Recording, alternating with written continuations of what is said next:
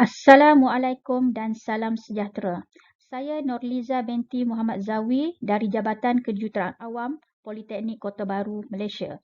Hari ini saya akan membentangkan satu tajuk penulisan yang bertajuk Pengurusan Risiko dalam Pembinaan dari Perspektif Kontraktor G7 Fasa Endemik.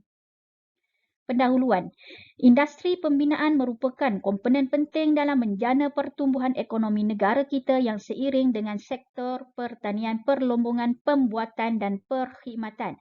Krisis ekonomi yang teruk telah berlaku di awal tahun 2020 yang mana negara telah berhadapan dengan pandemik COVID-19 yang menyerang negara pada masa tersebut telah menyebabkan sektor pembinaan khususnya terjejas teruk sekaligus menyebabkan ekonomi negara merundum.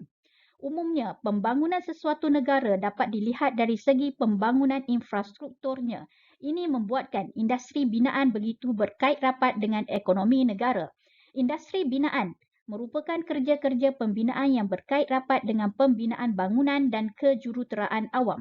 Merujuk kepada Akta Lembaga Pembangunan Industri Pembinaan Malaysia 1994 Akta 520 di bawah Seksyen 2 Bahagian 1 Industri Pembinaan ditakrifkan sebagai pembinaan, penyambungan, pemasangan, pembaikian, penyenggaraan, pembaharuan, pengalihan, pengubahsuaian, pemindahan, peruntuhan dan perobohan. Pernyataan masalah, sumber pertama, ancaman pandemik COVID-19 di negara ini meninggalkan kesan yang berpanjangan ke atas industri pembinaan khususnya dengan penggantungan kerja serta kelewatan penyiapan projek. Sumber kedua, pengaplikasian optimum terhadap teknologi-teknologi yang ada hendaklah dikiatkan dan diaktifkan. Sumber ketiga, kelemahan kontraktor dalam pengurusan projek pembinaan yang tidak memuaskan menyumbang kepada kegagalan pelaksanaannya. Objektif kajian. Pertama, mengenal pasti jenis-jenis risiko yang sering dihadapi oleh pihak kontraktor dalam pembinaan fasa endemik. Kedua, mencadangkan kaedah pengurusan risiko yang boleh diamalkan oleh kontraktor G7 dalam mengurangkan kesan risiko yang dihadapi. Skop kajian. Bagi memastikan objektif di atas dapat dicapai, beberapa skop kajian telah dikenal pasti. Antaranya ialah responden terdiri daripada syarikat kontraktor grade G7, lokasinya sekitar Bandaraya Kota Baru, Kelantan. Metodologi kajian, kaedah primer diperolehi daripada sumber asli, kaedah temu bual berstruktur bersama 3 buah syarikat kontraktor kelas G7, data sekunder, melakukan kajian literatur yang berkaitan dengan bidang kajian yang dijalankan. Menggunakan rujukan seperti buku-buku pembinaan, jurnal, artikel-artikel serta maklumat internet. Kajian literatur. Pengenalan kepada risiko dan pengurusannya.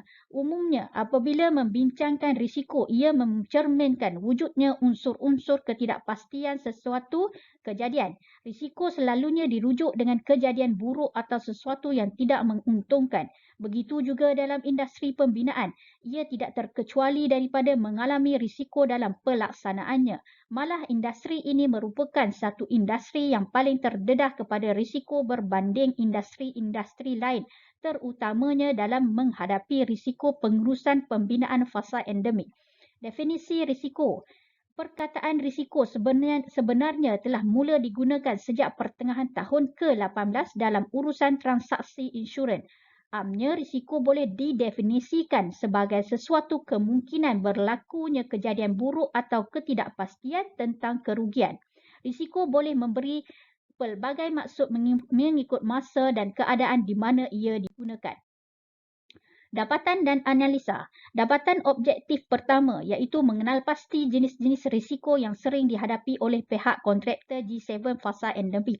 Berdasarkan kaedah literatur dan temu bual bersama beberapa orang staf dari 3 syarikat kontraktor G7 dan pemilik syarikat, terdapat 5 jenis risiko yang telah dikenal pasti iaitu risiko pembinaan, risiko peruntukan kontrak, risiko keuangan, risiko reka bentuk dan risiko alam sekitar.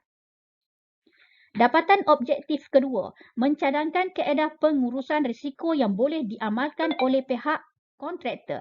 Pengurusan risiko merupakan satu tindakan untuk mengurangkan, mengawal dan berkongsi risiko dengan pihak ketiga. Namun cara pengurusan yang dibuat mestilah praktikal dan realistik. Secara amnya, pengurusan risiko boleh dibuat dari peringkat awal lagi sebagai tindakan pengawalan terhadap risiko yang akan dihadapi. Berikut adalah analisa kaedah pengurusan risiko yang dijalankan. Terdapat 5 kaedah yang telah dikenal pasti untuk yang diamalkan oleh ketiga-tiga syarikat, iaitu membuat analisis dari projek yang lepas, koordinasi dengan kontraktor, menyediakan perancangan kerja, berkongsi risiko dan melantik perunding. Perbincangan objektif pertama.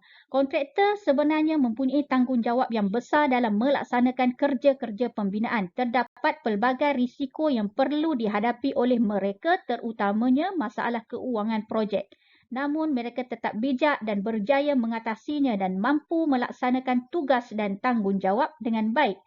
Temubual berstruktur dilakukan terhadap pihak responden yang terlibat, yang mana hasil perbincangan yang dapat dikupas melalui pencapaian objektif pertama terdapat 5 jenis risiko yang sering dihadapi oleh pihak kontraktor utama, iaitu risiko pembinaan, risiko peruntukan kontrak, risiko keuangan, risiko reka bentuk dan risiko alam sekitar.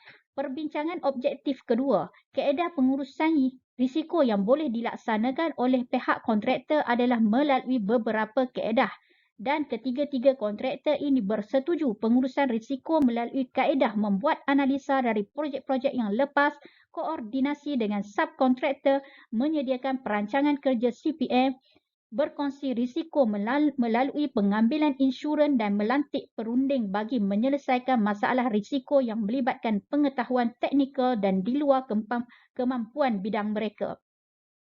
Berdasarkan pengalaman mereka, pihak kontraktor telah cuba mengatasi risiko-risiko yang wujud seperti yang telah dibincangkan melalui temubual dengan 3 syarikat kontraktor G7 sekitar Kelantan dalam mengendalikan risiko di tapak bina, khususnya dalam cabaran fasa endemik ini. Kesimpulan dan cadangan. Kesimpulan dari penulisan yang telah dihasilkan ini hanyalah tertumpu kepada risiko-risiko yang dihadapi oleh kontraktor pada peringkat pelaksanaan pembinaan. Penulisan ini hanya tertumpu kepada 3 buah syarikat sahaja dan tidak cukup untuk membentangkan punca-punca tersebut dan pihak-pihak lain yang seharusnya sama-sama bertanggungjawab dalam menguruskan kerja-kerja pembinaan. Penulisan perlu dilanjutkan lagi terhadap pembahagian risiko-risiko kepada pihak-pihak lain yang turut terlibat dalam pelaksanaan pembinaan dan kajian terhadap pengurusan risiko yang lebih luas dan terperinci harus diteruskan. Penambahbaikan harus dilaksanakan dengan cara menambah kaedah-kaedah pengurusan risiko yang boleh diamalkan oleh syarikat-syarikat kontraktor G7. Seterusnya, kajian ini dapat dijadikan rujukan kepada pihak kontraktor dari pelbagai grade supaya mereka lebih jelas dan terdedah dengan jenis-jenis risiko yang dihadapi dalam melaksanakan aktiviti pembinaan secara terancang dan sistematik. Itu saja pembentahan pada kali ini dan sekian, terima kasih.